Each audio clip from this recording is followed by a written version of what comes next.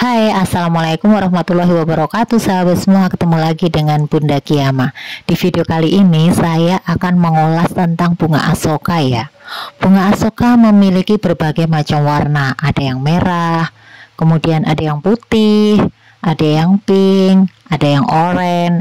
Bunga asoka ini merupakan salah satu bunga yang ukurannya kecil-kecil, tidak terlalu besar. Nah, gimana caranya merawat bunga asoka agar berbunga lebat?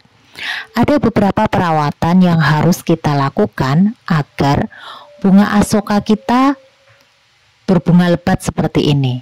Memang bunga asoka ini bunganya kecil-kecil dan biasanya akan berbunga pada setiap ujung dari tunas-tunasnya.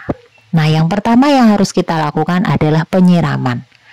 Nah, untuk penyiraman bunga asoka ini harus kita lakukan secara rutin dan sesering mungkin untuk menjaga kelembapannya. Nah, untuk di daerah tropis seperti di tempat kita ini, maka penyiraman bisa kita lakukan setiap hari. Kemudian kita juga harus memperhatikan yang kedua, yaitu terkait dengan suhu dan kelembapan. Pastikan lingkungan bunga asoka hangat dan lembab dengan suhu di atas 15 derajat. Nah, ini memang sudah cocok di daerah tropis.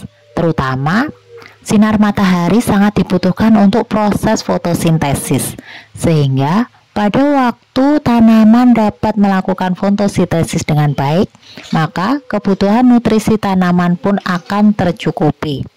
Nah, untuk bunga asoka ini memang tidak terlalu cocok di tempat yang dingin. Jadi, lebih baik letakkan di daerah yang memang terkena sinar matahari cukup. Jangan di tempat yang terkena naungan. Nah, yang ketiga adalah sinar matahari ya, seperti yang telah saya sampaikan tadi.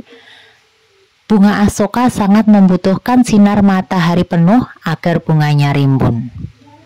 Dengan kebutuhan nutrisi yang tercukupi, maka bunga asoka ini akan tumbuh dengan maksimal dan cenderung akan lebih berbunga banyak dibandingkan apabila bunga asoka ini ditaruh di tempat yang teduh.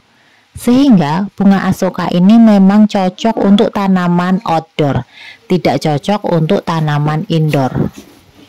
Kemudian yang keempat adalah pemupukan. Nah, untuk pemupukan bunga asoka ini cukup kita lakukan sebulan sekali. Pada waktu bunga asokanya sudah dewasa, kita beri pupuk pembungaan. Nah, dengan pemberian pemupukan yang tepat, maka bunga asoka ini pun akan dapat berbunga lebat sesuai yang kita inginkan. Berbunga di seluruh bagian tanamannya.